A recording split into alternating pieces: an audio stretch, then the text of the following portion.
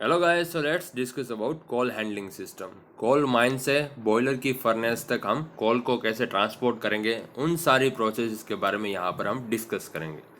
कुछ 9 स्टेप्स है जिससे कोल माइन से बॉयलर की फर्नेस तक हम कोल को ट्रांसफ़र कर पाएंगे। फर्स्ट है कोल डिलीवरी, यानी कि कोल को सबसे पहले कोल माइन से एक्सट्रैक्ट कर बाई शिप या बाई रेलवे या फिर बाई रोड हम ट्रांसपोर्ट करते हैं एक पर्टिकुलर जो जहाँ पर हमारा पावर प्लांट इंस्टॉल हुआ है वहाँ तक। जो भी हमारे लिए चीपर रहेगा, उसका कॉस्ट कम रहेगा, वो हम वे चूज़ करेंगे। बाई शिप करना है, बाई रेल करना है या फिर बाई रोड ट्रांसपोर्ट करना है। उसके बाद है कोल को अनलोड करना है। शिप से आएगा तो वहाँ से हमें कोल को कैसे अनलोड करना है, कोल को कैसे नीचे उतारना है, उसके बारे में। फिर कोल प्रिपरेशन के बारे में।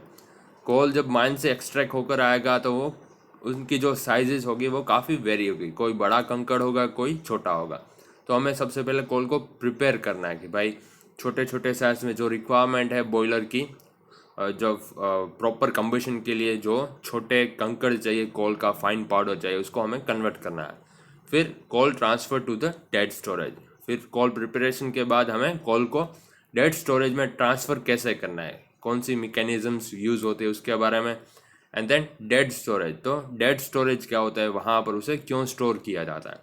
उसके बाद dead storage to live storage उसे स्टोर किया जाता है। देन उसको इन प्लांट हैंडलिंग, फिर हमें प्लांट में उसे फीड करने के लिए सारी प्रोसेसेस है। सबसे पहले उसका मेजरमेंट करना पड़ेगा कि भाई कितने अमाउंट ऑफ कोल को हमें फर्नेस में फीड करना है। उसके बाद उसे फर्नेस में फीड किया जाएगा। तो ये 9 स्टेप्स के बारे में यहाँ पर हम बात करेंगे। सबसे पहला है कोल हैंडलिंग सिस्टम, यानी कि the coal is from the coal mines is transported by ships और बोट्स और by rail transported depending upon the coal the location of power plant. Power plant जहाँ पर एस्टेब्लिश हुआ होगा उसको जो भी हमें सस्ता पड़ेगा कोल कैसे हम इंपोर्ट करें, तो वो वे हम चूज़ करेंगे। या तो हम बाय वाटर यानी शिप्स या बोट्स के थ्रू हम कोल को ट्रांसपोर्ट करेंगे या फिर रेलवे के थ्रू।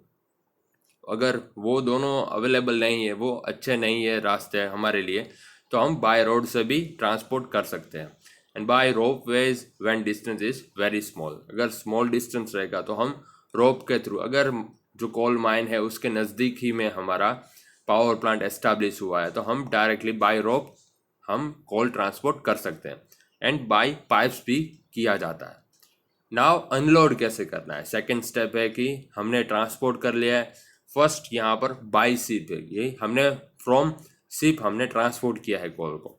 अब उसे अनलोड कैसे करेंगे, उसके तरीके क्या, मेथड्स क्या है। सो फिलहाल तो कई सारी नई टेक्नोलॉजीज का यूज़ होता है अनलोड करने के लिए कोल को।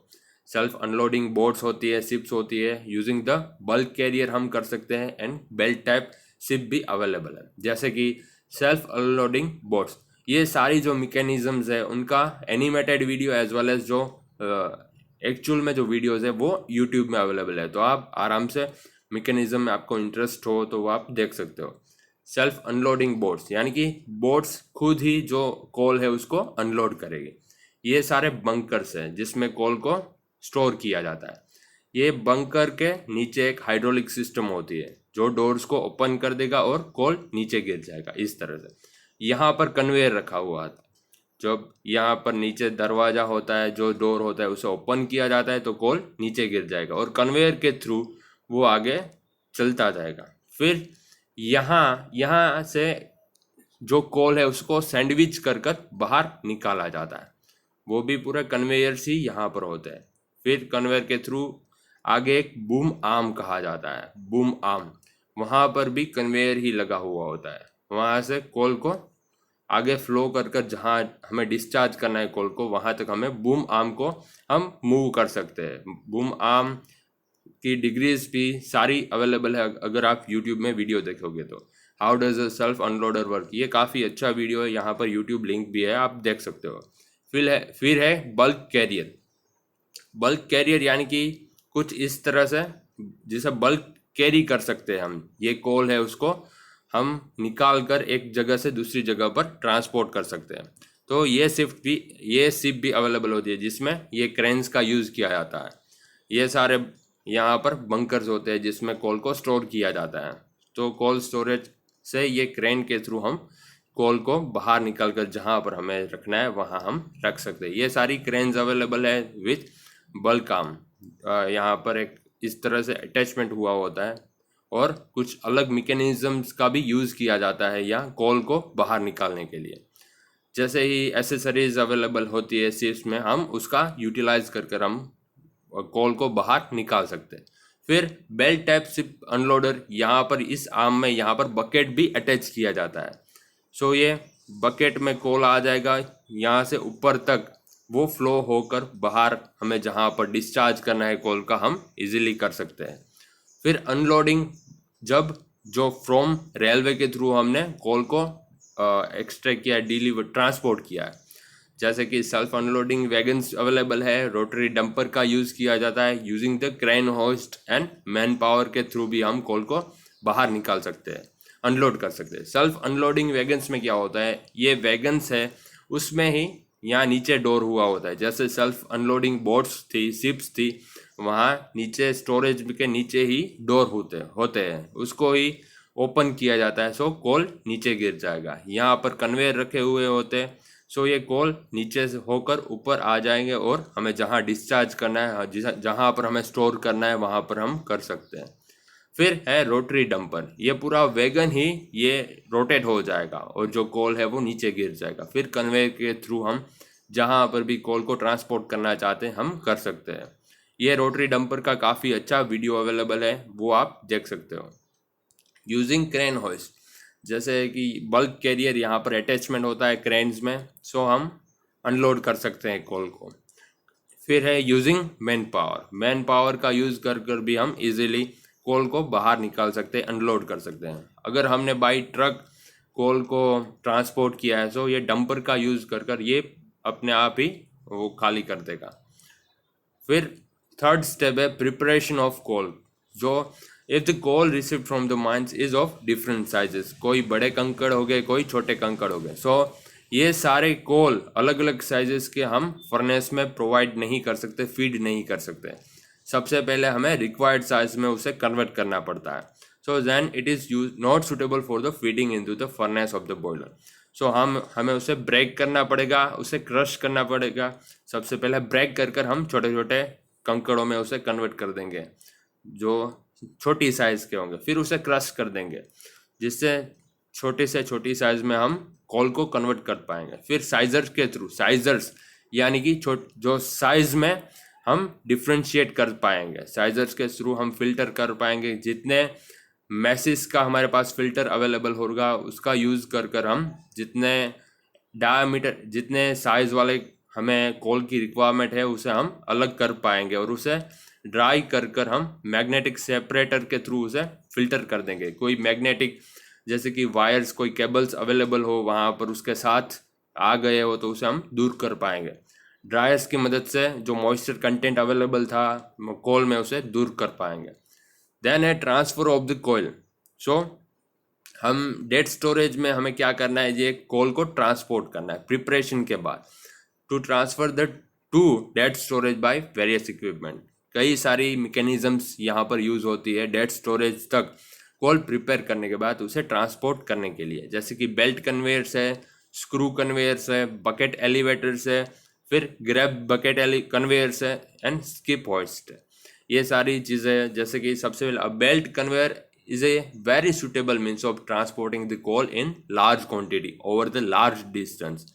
सबसे पहले यहाँ हॉपर में कोल को पुट किया जाता है, वहाँ पर उसे फ्लो किया जाता है, फिर वो आगे कन्वेयर के थ्रू बढ़ेगा और जहाँ पर हमें डिस्चार्ज करना है वहाँ हम इजीली कर सकते हैं। यहाँ पर हम large quantity as well as large distance तक कोल को ट्रांसपोर्ट कर सकते हैं। देन है हम स्क्रू कन्वेयर का यूज़ करना है। ये यहाँ पर एक शाफ्ट होती है, यहाँ पर स्क्रू होते हैं इस तरह से, ओके। यहाँ पर कोई प्राइम मूवर अटैच किया जाता है, जैसे कि एक इलेक्ट्रिक मोटर है, ये शाफ्ट को रोटेट करेगा जिससे ये स्क्रू भी रोटेट होने लगेगा। जब हम कोल को यहाँ पर इनलेट देंगे सो ये स्क्रू कन्वेयर भी इसके साथ घूमकर स्क्रू कन्वेयर के साथ ये कोल रोटेट होकर आगे बढ़ता जाएगा और यहाँ से कोल डिस्चार्ज हो जाएगा, ये मैकेनिज्म। फिर है बकेट एलिवेटर। यहाँ सिंपली क्या होता है, ये कन्वेयर के साथ यहाँ पर बकेट अटैच होते हैं, सो जब हम कोल को यहाँ पर फीड करेंगे वो बकेट में अंदर चले जाएंगे, और कोल यहाँ बकेट जब ये दोनों पुलिस के साथ रोटेट होकर बकेट ऊपर आएंगे और यहाँ से कोल को डिस्चार्ज कर देंगे। This conveyor consist of the V bucket suspended over an endless chain. यहाँ पर एंडलेस चेन कनेक्टेड होती है, पूरी कनेक्टेड चेन यहाँ पर यूज़ किया जाता है, वो बकेट के साथ अटैच होती है। And driven by a motor as shown in figure, the conveyor loaded by passing below a coal pocket and discharge at the other end। यहाँ से बकेट में कोल आ जाएगा, फिर वो डिस्चार्ज कर देगा यहाँ से। नाउ ट्रांसफर कोल कैसे करना है, द ग्रैब बकेट कन्वेयर। सो यहाँ पर कुछ इस तरह से ग्रैब बकेट का यूज़ किया जाता है। तो ये भी आप वीडियोस देख सकते हो, क्रेन के थ्रू या कोई 4 व्हीलर होगा जिसमें ये ग्रैब बकेट को यूज़ किया जाता है, एंड जहाँ पर हमें ट्रांसपोर्ट करना है वो हम इजीली कर सकते हैं। फिर है स्किप होइस्ट। तो ये भी काफ़ी अच्छी मैकेनिज्म है, इसका भी काफ़ी अच्छा एनिमेटेड वीडियो अवेलेबल है। यहाँ पर जब इस तरह से ये स्किप इसे कहा जाता है, जब कोल ट्रक के थ्रू या यहाँ पर हम स्किप में ऐसे भर देंगे उसे, ये बकेट है उसको फिल कर देंगे, फिर जहाँ कहीं भी हमारा डेड स्टोरेज है वहाँ तक हम ऐसी मैकेनिज्म का यूज़ कर कर उसे ट्रैवल करेगा इस तरह से स्किप, और यहाँ पर ये कोल डिस्चार्ज कर देगा, जहाँ कहीं भी हमें डेड स्टोरेज हो वहाँ ये डिस्चार्ज कर देगा। फिर ट्रांसफ़र कोल हमें कैसे करना है, फ्लाइट कन्वेयर का या स्क्रैपर कन्वेयर का यूज़ कर कर। ये सिंपली एक कन्वेयर ही है, यहाँ पर मोटर अटैच हुई होती है।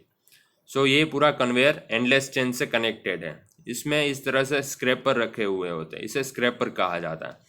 सो जब कोल यहाँ पर फिल होगा, ये भर जाएगा, ये अपने आप ही यहाँ पर ये रेजिस्टेंस प्रोवाइड करेगा कि कोल को नीचे नहीं गिरने देगा। सो ये रेजिस्टेंस के थ्रू कोल ऊपर चला जाएगा, और जहाँ कहीं भी हमें डिस्चार्ज करना है कोल का हम इजीली कर सकते हैं।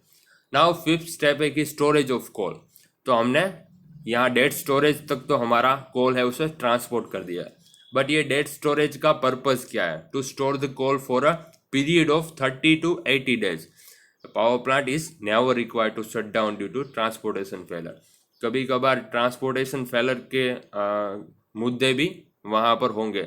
सो हमारा पावर प्लांट बंद ना रहे, इसीलिए हमें डेड स्टोरेज का यूज़ करना है, जिससे हमारा पावर प्लांट कभी भी शट डाउन ना हो। And the storage of coal permit some choices while the purchasing it in cheaper value. यानी कि कोल का भी जो कॉस्ट है वो वेरी करता है, दिन ब दिन वेरी करता रहता है। सो हमें कोई टाइम मिलेगा कि हम चूज़ कर पाएंगे कि भाई अभी कम दाम है कोल का, तो अभी हमें परचेस कर लेना चाहिए।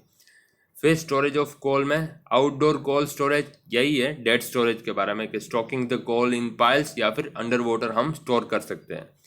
सो coal placed on the ground in the form of a pile. सिर्फ हमें ग्राउंड पर कोल को रख देना है, that's it. Export to the outside weather, वो वेदर के साथ कांटेक्ट में रहता है, हमें सिर्फ ऐसे पाइल्स के फॉर्म में ही हमें कोल को रख देना है। Coal needed to be protected from the weathering, but weather से वो प्रोटेक्ट होना चाहिए। ऐसी कुछ हमें लाइव स्टोरेज में मैकेनिज्म बनानी है स्टोर करने के लिए। सेकंड, जैसे हमने देखा stocking the coal in the piles, तो ऐसा ही होगा कि उसे सिर्फ हमें पाइल के फॉर्म में हमें रख देना है कोल को। अंडर वाटर स्टोरेज में क्या होगा कि अगर हम अंडर वाटर स्टोर करेंगे तो स्पॉन्टेनियस इग्निशन है उसे हम रोक सकेंगे, सो वहाँ पर टेम्परेचर कम होने के कारण। नाउ स्टोरेज ऑफ कोल का प्रिकॉशंस क्या लेने हैं कि should be protected from the water, compact piles used which not be porous. जो पाइल्स हमने यूज़ किए, हमें जो फ्लोर है पूरा जहाँ पर हम कोल स्टोर करने वाले हैं उसे कंक्रीट से बना लेना है, और वो जो पाइल्स हमें वहाँ पर बिछाएंगे वो पोरस नहीं होनी चाहिए, वहाँ पर कोई होल्स नहीं होने चाहिए जिससे कोल अंदर चला जाए। And the conical piping is avoided. Conical piping system का हमें अवॉइड करना है क्योंकि कोल वहाँ पर फंस सकता है। The piles are sealed with the fine coal. Fine coal का हमें यूज़ कर जो पाइल्स हैं उनको सील्ड कर देना। Fire fighting equipment must be installed, वो होने चाहिए। Now storage of the coal, so ये यहाँ पर लाइव स्टोरेज है या फिर उसे क्लोज स्टोरेज भी कहा जाता है, कि लाइव स्टोरेज से डायरेक्ट ही हम फर्नेस में कोल को आगे फ्लो कराएंगे। ना इस तरह से बंकर होता है जो 1 या 2 दिनों का कोल यहाँ पर हम स्टोर कर सकते हैं। coal stored in the cylindrical vertical bunkers for 1 or 2 days. The bunkers are made from the steel or reinforced concrete store the live coal. यानी ये स्टील या फिर कंक्रीट सीमेंट से बना हुआ होता है। यहाँ पर 1 या 2 दिन का कोल हम स्टोर कर सकते हैं एंड देन हम डायरेक्ट उसको फर्नेस में फीड करेंगे। सो इम्प्लांट हैंडलिंग का यूज़ किया जाता है feeding the coal from live storage to furnace, यानी कि अब हम इम्प्लांट हैंडलिंग करेंगे कोल का, डायरेक्ट ही हम फर्नेस में हमारा कोल फीड करेंगे, जहां बेल्ट कन्वेयर्स स्क्रू कन्वेयर्स का यूज़ होता है कोल को ट्रांसफ़र करने के लिए। एंड उसका वेट भी हमने करना पड़ता है कि भाई कितनी अमाउंट ऑफ कोल हमें फीड करना है फर्नेस में, क्योंकि जाहिर सी बात है कि हमने कोई एक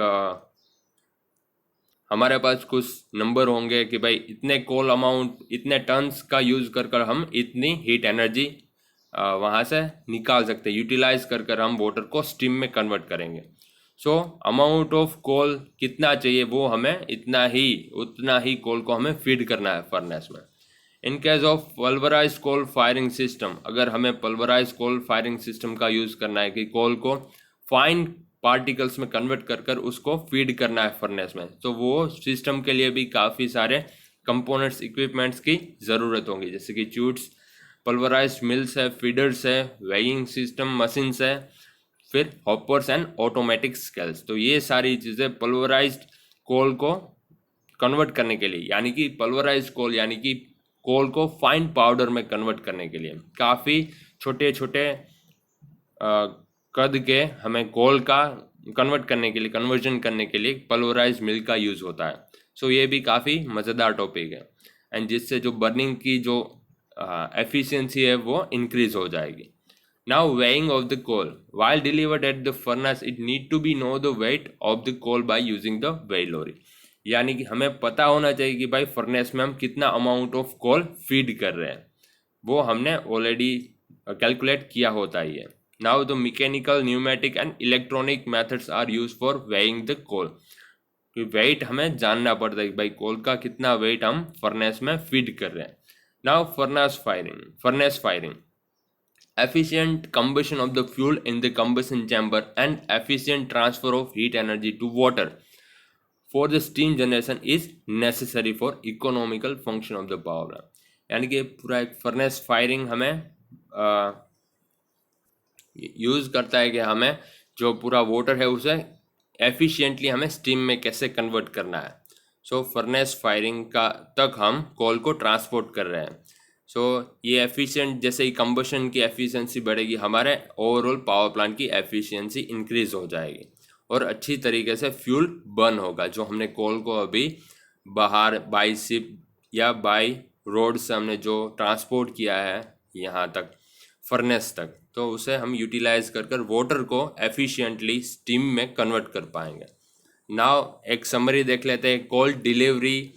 फर्स्ट ऑफ ऑल हम कोल माइंस के थ्रू कोल को यहाँ इंपोर्ट करेंगे जहाँ पर हमारी पावर प्लांट की साइट है। सो कोल डिलीवरी हम कैसे करेंगे, या बाय शिप, बाय वाटर हो गया, फिर बाय रेल हो सकता है, बाय रोड हो सकता है, या फिर पाइप्स के थ्रू या फिर चेन्स के थ्रू। नाउ कोल अनलोडिंग, उसके बाद कोल को हमें अनलोड कैसे करना है, ये सारी चीज़ें। फिर कोल का प्रिपरेशन करना पड़ेगा, छोटे छोटे जो रिक्वायर्ड साइज है उसको कोल को कन्वर्ट करना पड़ेगा। फिर कोल ट्रांसफर टू डेड स्टोरेज तक हमें कोल को ट्रांसफ़र करना पड़ेगा। फिर उसे स्टोर करना है डेड स्टोरेज में, तो वो हमें क्यों करना है। फिर वहाँ से हमें लाइव स्टोरेज में कोल को आगे फ्लो कराना है। फिर लाइव स्टोरेज से डायरेक्ट वो फर्नेस में जाएगा, बट उससे पहले हमें इन प्लांट हैंडलिंग कैसे करनी है उसका वेट भी हमें पता होना चाहिए, वेट मालूम होना चाहिए कितना ही अमाउंट ऑफ कोल हम सप्लाई कर रहे हैं फर्नेस में। फिर फर्नेस में उसका फायरिंग होगा। सो ये सारी चीज़ें हमें ध्यान में रखकर कोल हैंडलिंग करना है। तो ये हमारा पूरा कंसेप्ट था and all the best guys.